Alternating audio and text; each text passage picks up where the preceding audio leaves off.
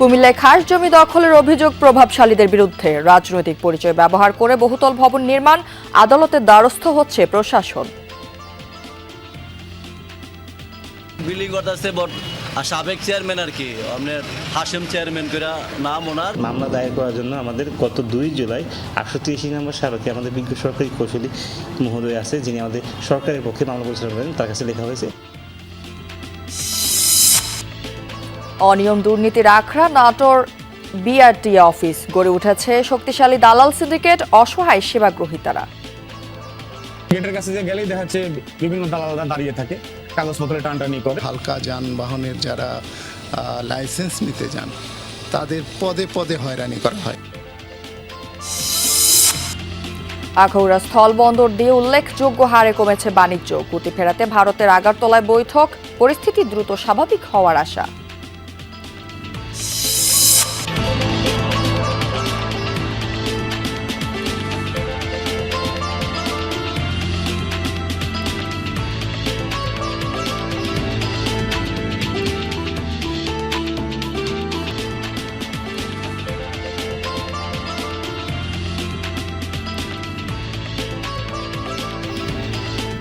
দর্শক আমন্ত্রণ সংবাদ সারা দেশে, আপনাদের সাথে আমি আছি রাহেলা জ্যোতি।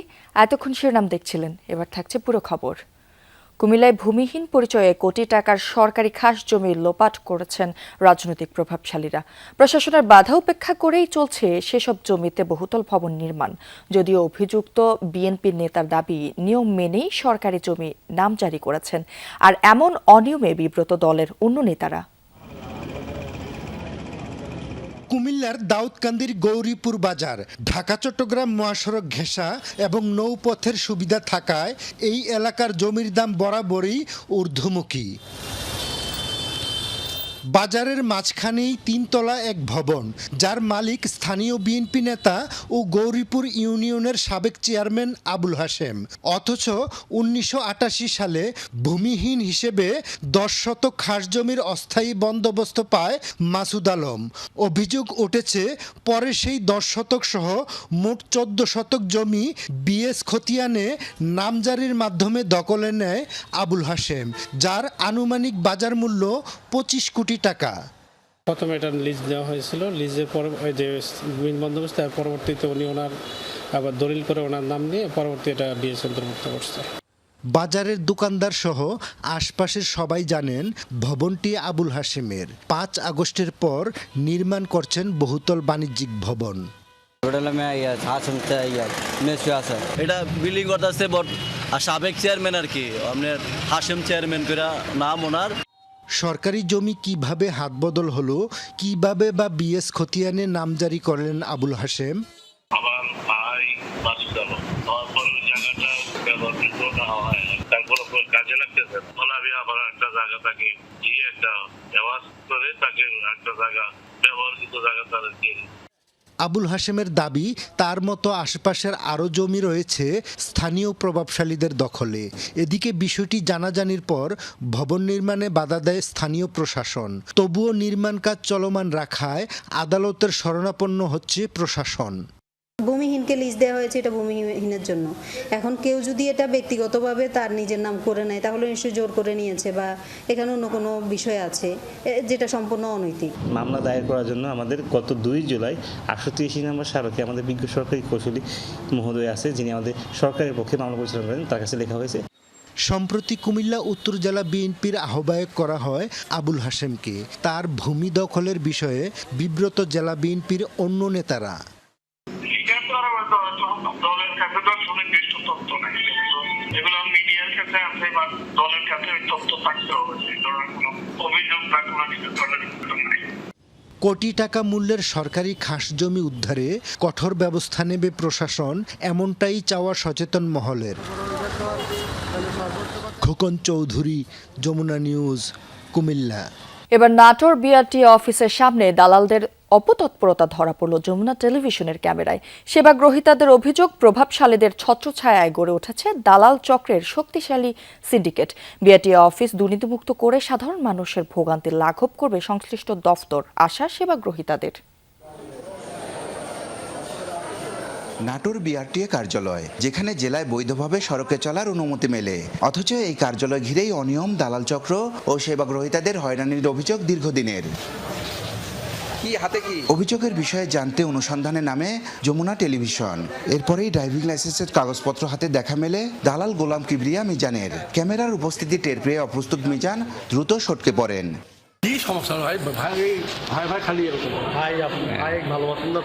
কিছুক্ষণ পরেই বিআরটি অফিসের সামনে দেখা মেলে আরেক দালাল লিটন হোসেনের। তিনিও কোনো সদুত্তর না দিয়ে দ্রুত স্থান ত্যাগ করেন। গাড়ির ফিটনেস এবং ড্রাইভিং লাইসেন্স করতে এসে দালালদের দ্বারা ভোগান্তির বিভিন্ন অভিযোগ সেবাগ্রহীতাদের। এমন অপতৎপরতা রোধে কঠোর হস্তক্ষেপ চান তারা।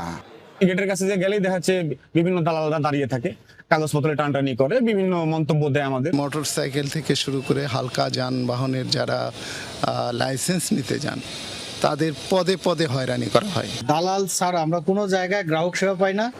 অভিযোগ আছে দালালদের পেছনে কলকাঠি নাড়ছে প্রভাবশালীরাই, যার প্রমাণও মিলেছে জেলা বাস মিনিবাস ও মাইক্রোবাস মালিক সমিতির সভাপতি স্বাক্ষরিত বিআরটিএ কর্মকর্তা বরাবর পাঠানো চিঠিতে, যেখানে উল্লেখ করা হয় দালাল মিজানকে সকল হয়রানি মুক্ত রেখে তাদের প্রতিনিধি হিসাবে গ্রহণ করে সার্বিকভাবে সহযোগিতা করার জন্য।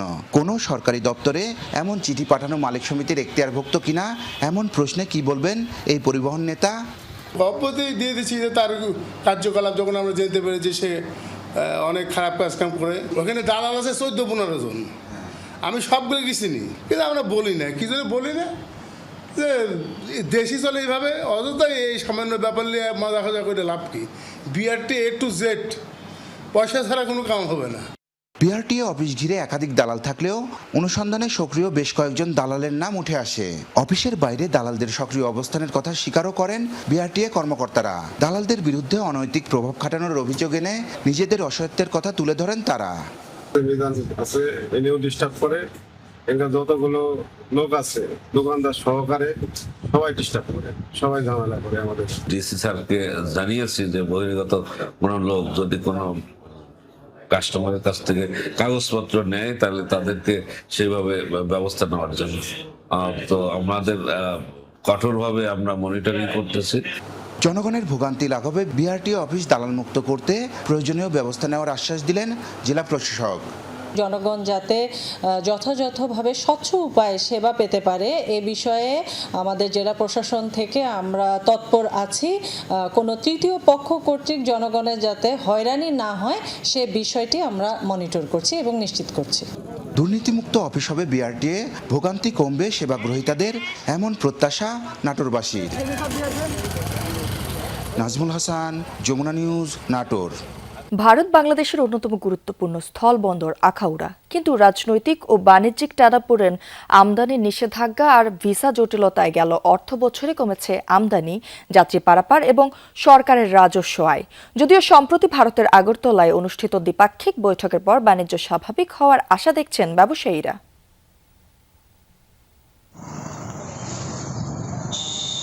ব্রাহ্মণবাড়িয়ার আখাউড়া স্থলবন্দর, একপাশে সারিবদ্ধ পণ্যবাহী ট্রাক, অন্য পাশে অপেক্ষায় কাস্টম ইয়ার্ড। সীমান্তে বাণিজ্যের ব্যস্ততা থাকলেও হিসেব বলছে ভিন্ন কথা। এই স্থলবন্দর দিয়ে গেল অর্থবছরে রপ্তানি সামান্য বাড়লেও উল্লেখযোগ্য হারে কমেছে আমদানি। আখাউড়া স্থল শুল্ক স্টেশনের তথ্য অনুযায়ী 2025-26 অর্থবছরে এ বন্দর দিয়ে প্রায় 524 কোটি টাকার পণ্য রপ্তানি হয়েছে, যা আগের বছরের তুলনায় প্রায় 10 কোটি টাকা বেশি।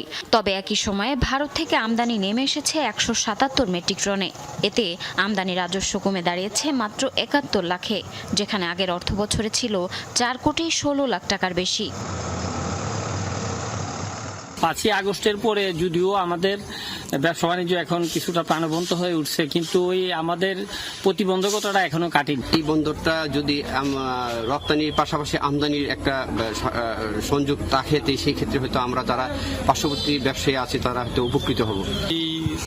ব্যবসায়ীরা বলছেন, বাংলাদেশি কয়েকটি পণ্যের ওপর ভারতের আমদানি নিষেধাজ্ঞা, ভিসা জটিলতা এবং দীর্ঘদিনের বাণিজ্যিক অনিশ্চয়তার প্রভাব এখনও কাটেনি। ফলে সম্ভাবনা থাকলেও প্রত্যাশিত গতি ফেরেনি সীমান্ত বাণিজ্যে। এখন ভারত সরকার আমাদের এই রফতানির 8টি পণ্যকে তারা ব্যারিয়ার দিয়ে দিয়েছিল, নিষেধাজ্ঞা দিয়েছিল যে আমরা এটা রফতানি করতে পারবো না। বছরের উপরে হয়ে গেল আমরা এই রফতানিটা নিষেধাজ্ঞায় পড়ে আছি। জটিলতার কারণে যাত্রী পারাপার একদম মোটামুটি সীমিত ছিল। এখন ভারত বাংলাদেশ সৌহার্দ্য পণ্য একটা সমাধানে আসছে। এদিকে শুধু বাণিজ্য নয়, কমেছে যাত্রী পারাপারও। বিদায়ী অর্থবছরে আখাউড়া ইমিগ্রেশন দিয়ে ভারতে গেছেন 46,461 জন যাত্রী। এতে ভ্রমণ কর থেকে আয় কমে দাঁড়িয়েছে 4,15,00,000 টাকায়, যা আগের অর্থবছরে ছিল 6 কোটিরও বেশি। গত অর্থবছরে এই আখাউড়া স্থলবন্দর দিয়ে প্রায় 47,000 মেট্রিক টন পণ্য রফতানি হয়েছে এবং এই শুল্ক স্টেশন দিয়ে প্রায় 80,000 যাত্রী গমনাগমন করেছে। এমন পরিস্থিতিতে বাণিজ্যের গতি ফেরাতে ভারতের আগরতলায় 2 দিনের বৈঠকে বসেন 2 দেশের ব্যবসায়ী নেতা, চেম্বার প্রতিনিধি ও সরকারি কর্মকর্তারা। বৈঠকে সীমান্ত বাণিজ্যের প্রতিবন্ধকতা দূর, পণ্য খালাসের প্রক্রিয়া সহজ করা, অবকাঠামো উন্নয়ন এবং ব্যবসায়ীদের জন্য ভিসা প্রক্রিয়া সহজ করার বিষয়ে আলোচনা হয়। আমাদের যে বাণিজ্যের সঙ্গে ভারতের সঙ্গে যে বাণিজ্য ঘাটতি অনেক, সেক্ষেত্রে এই রুটটাকে আমরা এই বাণিজ্য ঘাটতি কমানোর জন্য আমরা যাতে বেশি করে এক্সপোর্ট করতে পারি, আমাদের দেশের রপ্তানি বাড়াতে পারি, আমাদের সাথে সেই লক্ষ্যে আমরা কাজ করেছি। ত্রিপুরা গভর্নমেন্ট চাচ্ছে যে আমাদের বাংলাদেশ ও অন্যান্য দেশ যাতে সে আপনি বিনিয়োগ করে তাদের উন্নয়নের আমরা যাতে পার্টনার হতে পারি। শুল্ক কর্মকর্তারা জানান, অবকাঠামো উন্নয়ন, ভিসা প্রক্রিয়া সহজীকরণ এবং বাণিজ্যিক প্রতিবন্ধকতা দূর হলে আখাউড়া স্থলবন্দরে আবারও বাড়বে আমদানি রপ্তানি, বাড়বে যাত্রী পারাপার, আর তাতেই গতি ফিরবে সীমান্ত বাণিজ্য ও সরকারের রাজস্ব আয়ও। এই বন্দরে সাথে আমাদের এখানে সংশ্লিষ্ট যারা ব্যবসায়ী আছে, যারা এই নিকটবর্তী এলাকায় যারা ব্যবসা করছেন, তারাও আমাদের সাথে এগুলো প্রতিনিয়ত যে দাবিগুলো জানাচ্ছেন যাতে এখানে আমদানি কার্যক্রমটাকে একটু বেগবান এবং গতিশীল করা হয়। এই দুটো দাবিকে আমরা আসলে নিয়মিত বিরতিতে আমাদের ঊর্ধ্বতন কর্তৃপক্ষকে অবহিত করছি এবং আমরা আশাবাদী সামনে এখান থেকে হয়তো ভালো আউটপুট, যেটা দেশ ও জাতির জন্য মঙ্গলকর, সেরকম কিছু আউটপুট আমরা পাবো। 1994 সালে চালু হওয়া আখাউড়া স্থল বন্দর উত্তর পূর্ব ভারতের সাথে বাংলাদেশের অন্যতম গুরুত্বপূর্ণ রপ্তানিমুখী স্থলবন্দর। জারিন অর্নি, যমুনা নিউজ। দুর্গম তিন্দুর সেই স্কুলটি যেন পাহাড়ি অঞ্চলে করুণ শিক্ষা ব্যবস্থার প্রতীকী চিত্র। কণ্টকাকীর্ণ পথ পেরিয়ে যার টিকে থাকা, বোট চালিয়ে স্কুলের খরচ যোগান প্রধান শিক্ষক, জরাজীর্ণ অবকাঠামো, অনুন্নত যোগাযোগ ব্যবস্থা সহ বহু সমস্যার পরও আলো ছড়াচ্ছে প্রত্যন্ত পাহাড়ে। প্রধানমন্ত্রীর নির্দেশে জাতীয়করণ করায় বান্দরবানের থানচির স্কুলটি এখন আলোচনায়। বান্দরবান প্রতিনিধি বাটিং মার্মাকে সাথে নিয়ে জোবায়েদ ইবনে শাহাদাতের রিপোর্ট, ছবি তুলেছেন সাইদুর রশিদ ইভান। বৃষ্টিস্নাত দিন, সূর্যের দেখা নেই, অন্ধকার শ্রেণীকক্ষে চলছে পরীক্ষা, দরজা জানালা দিয়ে প্রবেশ করা ক্ষীণ আলোই ভরসা। এই সেই আলোচিত তিন্দু নিম্ন মাধ্যমিক বিদ্যালয়, জরাজীর্ণ অবকাঠামো, টিনের চাল বেয়ে পড়া বৃষ্টির পানিতে সয়লাব। বান্দরবনের প্রত্যন্ত থানচি এলাকার এই স্কুলটি যেন দুর্গম অঞ্চলে শিক্ষা ব্যবস্থার প্রতীকী চিত্র। অনেক কষ্ট হয়, সব কিছু ভিজে যায় এবং টেবিলও ভিজে যায়, খাতা ভিজবে, এরকম অবস্থায় আমাদের পুরো ড্রেস পর্যন্ত ভিজে যায়। আমাদের এখানে লেখাপড়া করতে অনেক অসুবিধা হচ্ছে। আমাদের স্কুলটি যদি হাই স্কুল হতো অনেক ভালো হতো, আমার পড়াশোনাটাও আমি এগিয়ে নিয়ে যেতে পারতাম। বান্দরবান সদর থেকে প্রায় 80 কিলোমিটার দূরে থানচি উপজেলা। সেখান থেকে ইঞ্জিন চালিত বোটে 1 ঘন্টার নৌপথ পাড়ি দিয়ে আসতে হয় তিন্দু এলাকায়। দুর্গম এই জনপদে নেই কোনো উচ্চ বিদ্যালয়, ফলে এই তিন্দু নিম্ন মাধ্যমিক বিদ্যালয়ই এখানকার শিক্ষার্থীদের একমাত্র ভরসা। থানচি থেকে নৌপথে যেতে হয় স্কুলটিতে। উপজেলা প্রশাসনের দেয়া ইঞ্জিন চালিত বোট চালিয়ে যাওয়া আসা করেন প্রধান শিক্ষক। শিক্ষার্থীদের বিনামূল্যে পারাপার করানোর পাশাপাশি বাড়তি আয়ের জন্য প্রতি শুক্র, শনি ও সরকারি ছুটির দিনে থানচি থেকে তিন্দু, বড়পাথর ও রেমাক্রি ফলস রুটে পর্যটক, যাত্রী ও মালামাল পরিবহন করেন এই শিক্ষক। স্কুলের অধিকাংশ শিক্ষার্থী দরিদ্র পরিবারের, ফলে বোট চালিয়ে আয় করা অর্থের পুরোটাই ব্যয় করেন বিদ্যালয় ও শিক্ষকদের বেতনের পিছনে। বোট চালিয়ে কিছু স্কুলের শিক্ষক এবং আনুষ্ঠানিক খরচ নিবারণ করার চেষ্টা করছি। ইউনিয়ন পরিষদ, উপজেলা প্রশাসন থেকে এবং জেলা পরিষদ থেকেও সহযোগিতা দিয়েছেন, তাতেও আমাদের পর্যাপ্ত নয়।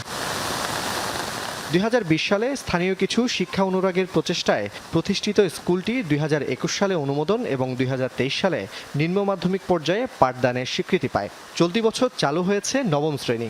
বর্তমানে ষষ্ঠ থেকে নবম শ্রেণী পর্যন্ত শিক্ষার্থী 56 জন। প্রতিষ্ঠান অনুন্নত হওয়াতে শিক্ষার সামগ্রীর অভাব হওয়ার কারণে আমরা যতটুকু ইচ্ছা, আমাদের যতটুকু সামর্থ্য আছে এইটুকু শিক্ষা প্রদান করতে অনেক সমস্যা, অনেক প্রতিকূলতার মধ্যে দিয়ে এখানে শিক্ষা নেওয়াতে একটা বিলাসিকতা, যদি সহযোগিতা পায় সেক্ষেত্রে আরও এদের উজ্জ্বল একটা ভবিষ্যৎ আমরা দিতে পারি। পাশেই তিন্দু গ্রুপিং পাড়া সরকারি প্রাথমিক বিদ্যালয়। প্রাথমিকের গণ্ডি পেরিয়ে এই স্কুলটি পুরো জনপদের শিক্ষার্থীদের একমাত্র ভরসা। তবে কোনো মাধ্যমিক বিদ্যালয় না থাকায় অষ্টম শ্রেণীর পর ঝরে যাচ্ছে অনেকে। সম্প্রতি স্কুলটিকে প্রধানমন্ত্রীর জাতীয়করণের ঘোষণা দেয়ায় অভিভাবকরা দেখছেন আশার আলো। যদি আপনাদের একটু সরকারের দিকে নজর দেন, আমার সুযোগ সুবিধা বেশি করে পাবো। আমাদের এই ছেলে মেয়ে তাদেরকে এখানে পড়াশোনা করতে পারবো, এজন্য খুশি হচ্ছে আমরা। স্কুলটা সরকার করণ করেছে যে তার জন্য আমি অনেক অনেক ধন্যবাদ দিচ্ছি। শিক্ষার্থীগুলো দূর দূরান্ত যেসব শিক্ষা প্রতিষ্ঠান আছে ওখানে আপনার গিয়ে লেখাপড়া করা সম্ভব হচ্ছে না, যার ফলে ঝরে পড়ার হারটা কিন্তু বেশি। কিছুটা দূরে পার্বত্য চট্টগ্রাম উন্নয়ন বোর্ডের অর্থায়নে 1 একরের নিজস্ব জায়গায় চলছে স্কুলটির নতুন ভবন নির্মাণের কাজ। শিক্ষক শিক্ষার্থীরা থাকেন 5 থেকে 10 কিলোমিটার দূরবর্তী এলাকায়। অনুন্নত যোগাযোগ ব্যবস্থার কারণে আসা যাওয়া বেশ কষ্টসাধ্য। পাশের এই বেসরকারি হোস্টেলই অনেকের ভরসা। হোস্টেল থেকে আমি এই বিদ্যালয়তে স্কুলে পড়াশোনা করে এই স্কুলটা যদি না থাকতো আমার লেখাপড়া হতো না। আমি দুর্গম এলাকা থেকে আসছি, হস্টেল থেকে এই স্কুলে লেখাপড়া করছি। 4 থেকে 5টা কমিউনিটি ছেলে মেয়েরা আমার এখানে হোস্টেলে থাকে। তো এই প্রতিষ্ঠা পরিচালনা করা হয় মূলত হচ্ছে আমার বাইরে অনুদান মধ্য দিয়ে আমার এই পরিচালনা করা হয়। স্কুলটির পাঠদান অব্যাহত রাখতে আগে থেকেই সব ধরনের সহযোগিতা দেয়া হচ্ছে বলে জানায় উপজেলা প্রশাসন। এখানকার যে অন্যান্য বেসরকারি বিদ্যালয়ের মতোই এই বিদ্যালয়টিও যেন শিক্ষকরা বেতন থেকে বঞ্চিত না হন। কন্টিনিউয়াসলি একটা ইন্টারাকশনের মধ্যে দিয়েই আমরা যাই। জোবায়েত ইবনে শাহাদাত, যমুনা নিউজ, তিন্দু, বান্দরবান। সাধারণত মানুষের চলাচলের জন্যই তৈরি হয় ফুটওভার ব্রিজ, ফ্লাইওভারের মতো অবকাঠামো। তবে টাঙ্গাইলের মধুপুরে ভিন্ন ধর্মীয় উদ্যোগ গ্রহণ করে নজর কাড়ল বন বিভাগ। 5টি স্থানে বানানো হয়েছে রূপওয়ে বা দড়ির তৈরি সেতু। উদ্দেশ্য একটাই, মহাসড়ক পারাপারের সময় যেন কোনো বন্য প্রাণীদের মৃত্যু না হয়। নেই জেব্রা ক্রসিং, নেই ট্রাফিক সিগন্যাল, তবুও নিরাপদে মহাসড়ক পার হচ্ছে বন্যপ্রাণীরা। যেন মানুষের মতো তারাও পেয়ে গেছে ফুটওভার ব্রিজ। টাঙ্গাইল ময়মনসিংহ আঞ্চলিক মহাসড়ক বহু বছর ধরেই মধুপুর বনাঞ্চলকে বিভক্ত করে রেখেছে। খাবারের খোঁজে বনের এক পাশ থেকে অন্য পাশে যায় বানর, হনুমান, গন্ধগোকুল, মেছো বিড়াল সহ নানা প্রাণী, যাদের পারাপারের একমাত্র পথ ব্যস্ত মহাসড়ক। প্রায় যানবাহনের চাপায় মারা পড়তো এসব প্রাণী। রূপওয়ে করার পরে এটা আস্তে আস্তে বন্য প্রাণীগুলো পরিচিত হচ্ছে যে এটা একটা রাস্তা হয়ে গেছে। বানর টানর সবকিছু সুন্দরভাবে চলা হইতেছে, আটাচলা করা হইতেছে, সুন্দরভাবে থাকতেছে, ওদের কোনো অসুবিধা হইতেছে না। আগে বানর নিচ দিয়ে যাইতো, অহন উপর দিয়ে জায়গা, অহন সুবিধা হয়েছে আমার যাওয়া। দুর্ঘটনা কমাতে মহাসড়কের 5টি স্থানে নির্মাণ করা হয়েছে বিশেষ রোপওয়ে বা দড়ির সেতু। ধীরে ধীরে বাড়ছে বিকল্প পথে বন্যপ্রাণীদের চলাচল। স্থানীয়দের আশা, ব্যবস্থাটি কার্যকর থাকলে প্রাণী মৃত্যু অনেকটাই কমবে। বানরদের জন্য রাস্তা বানাইছে, ওটা ভালো হয়েছে, বানরদের এপার ওপার পার হইতে পারে। আগে বানর টান্ডর গাড়ির তলে পড়ে মরতো, মরলে গন্ধ বাইর হইতো, দড়ি দিছে উপর দিয়ে যায়, আর মরে না, আর গন্ধ করে না। ওইটা দেওয়া অনেক খুব সুন্দর হয়েছে। বানর এখন উপরে চলাফেরা করে, কোনো সমস্যা হয় না, বানর মনে করেন যে অ্যাক্সিডেন্ট হয় না। মহাসড়কে 24 ঘন্টায় গাড়ি চলাচল করে, তাই চালকদেরও আরও সচেতন হওয়ার আহ্বান জানিয়েছেন সংশ্লিষ্টরা। আমাদের এই পরিবহন থেকে, গাড়ি থেকে যাতে কোনো বন্যপ্রাণীর ক্ষতি সাধন না হয়, আমরা সেই ব্যাপারটা প্রয়োজনে আমরা চালকদেরকে তাদেরকে বলে দিব, সতর্ক করে দিব। বন বিভাগের তথ্য অনুযায়ী লাওয়াছড়া জাতীয় উদ্যানে একই ধরনের করিডোর নির্মাণ করা হয়েছিল। এরপর সড়ক দুর্ঘটনায় বন্যপ্রাণীর মৃত্যু উল্লেখযোগ্য হারে কমেছে। সেই অভিজ্ঞতা থেকেই মধুপুরে নেওয়া হয়েছে এই উদ্যোগ। এই রোপওয়েটা মূলত নির্মাণ করা হয়েছে মধুপুর শালবন পুনঃপ্রতিষ্ঠা প্রকল্পের আন্ডারে। এই প্রকল্পতে 5টি রোপওয়ে ধরা ছিল। আমরা আশা করি ভবিষ্যতে যদি এরা এই রোপওয়েগুলো ব্যবহার করে রাস্তা থেকে এক পাশ থেকে আরেক পাশে যায়, তাহলে আমরা এই পুরো বনেই হয়তো আরও বেশি পরিমাণে রোপওয়ে নির্মাণ করব। একসময় প্রায় 62,000 একর জুড়ে বিস্তৃত ছিল মধুপুর বনাঞ্চল।